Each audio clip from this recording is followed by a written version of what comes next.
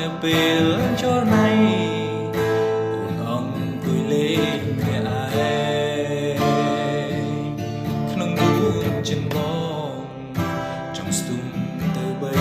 ត្រកងតែមិនហ៊ានខ្លាចស្រីអូននាងខឹងអោពុន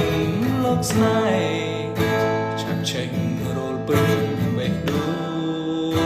ងមិនដឹងថាស្ងួនទិនដូចបងដែរឬទេរាល់វេលាស្រមៃនឹកឃើញតែស្នេហ៍ទួមានមេមិនស្ដីរកបងក៏ដោយរាត្រីនេះខ្ញុំសូមស្នេហ៍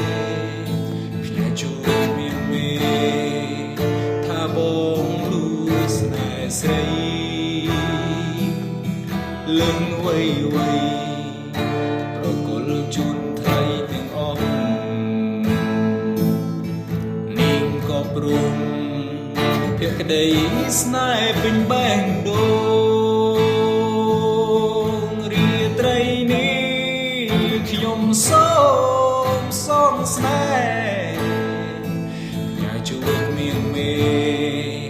ថាបងលួចស្នេហ៍ស្រីលឹងវៃប្រគល់ជូនថ្លៃទាំងអស់នាងក៏ព្រម